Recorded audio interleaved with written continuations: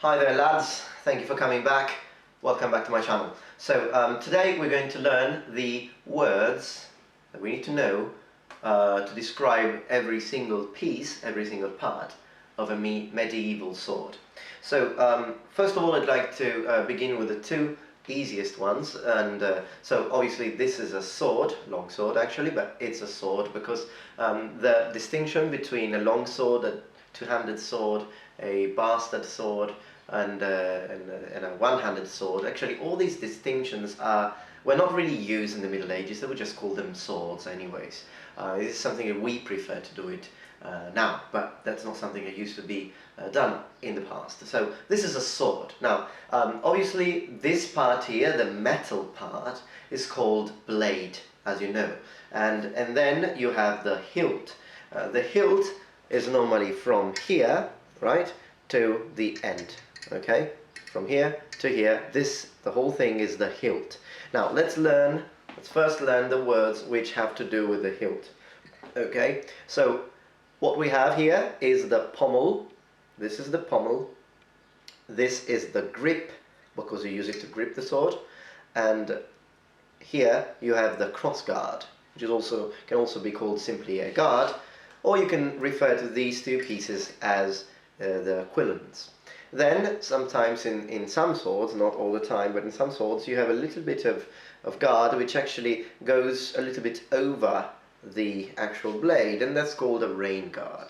The hilt of a sword is its handle, basically, consisting of a guard, grip and a pommel. The guard may contain a cross guard or quillons, and in some cases a full guard. Now, in this case, which is one of the most famous kinds of guards, is a cross guard, which is a typical medieval kind of guard. However, it is a common misconception that the cross guard protects the user's entire hand from the opponent's sword. So a full guard will be what we see even today in fencing, modern fencing. That is a full guard, because in this kind of fighting style or swordsmanship, you do not use a shield anymore, so you need to protect your hand completely. Having said this, the blade also has many different names of places, of parts, sorry. So basically what you need to understand is that first of all, a good sword should have a certain amount of distal taper. Now when we say distal taper, we mean that when you forge a sword from a single lingot of ore, what you do, you hammer it down to the shape you want. And when you do that, you can actually vary the degrees of thickness of the sword throughout the blade. Now, if you see this sword, for example, you can see that it's thicker towards the hilt, and then it becomes thinner. This part here, the thicker part, it's normally not going to be as sharp, and it's more robust. Whereas, so this is why you actually call it the strong. Although normally you use the Italian word for it. Now since I'm Italian, I'm going to pronounce it well for you, and that's forte, just like in music, okay?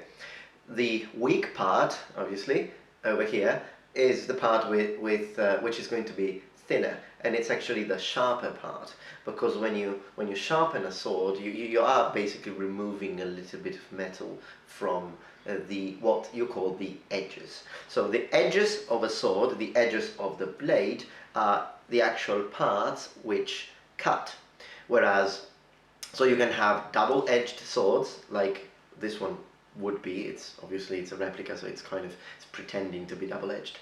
Medieval swords used to be double-edged, so they have edges on both sides, but you also have single-edged swords. And then you have the flat of the sword, which is the part which doesn't cut, obviously, okay?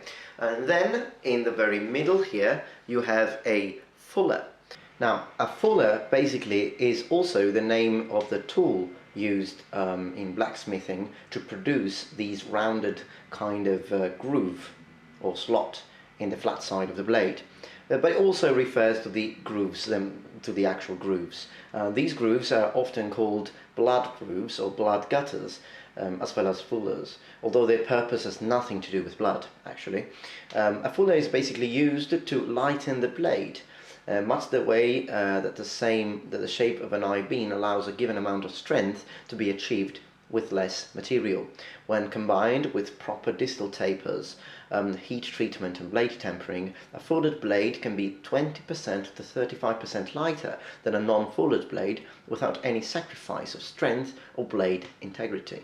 What you have to understand about a sword is that a sword is metal, is basically metal which is hammered down, and it's metal from the tip to the button, this one here. And when you make a sword, you have to understand that there is metal all the way through the grip. And the part underneath the grip is called tang. Now, when you normally make a sword, the tang will go all the way through to normally up to this distance, and then they hammer it down. Okay? As you can see from this image, a tang or shank is the back portion of a tool where it extends into stock material or is connected to a handle, as on a knife, sword, spear, arrowhead, file, pike, etc. Various tangs designs are usually described by their appearance or the manner in which they are affixed to a handle and their length in reference to the handle. Normally you can also find holes on some tangs, and these are used to secure the rest of the grip through, for example, pins or nails. So we need to imagine the sword as being basically one long piece of metal into which we actually add the grip and the pommel. Early swords do not have true guards, but simply a form of stop to prevent the hand slipping up the blade when thrusting, as they were invariably used in conjunction with a shield. From the 11th century, European sword guards took the form of a straight crossbar, later called quillen, perpendicular to the blade. Beginning in the 16th century in Europe, guards became more and more elaborate, with additional loops and curved bars or branches to protect the hands. Here, for example, you have some examples of rapiers of the 16th century. This idea of trying to build better guards to protect the hand did not only come from the idea of not really using fencing as a battlefield fighting style, so in conjunction with shields, but it also came simultaneously from the emphasis upon the thrust attacks with rapiers and the spade di lato, which obviously revealed a vulnerability to thrusting, the vulnerability of the actual hand, the fencing hand.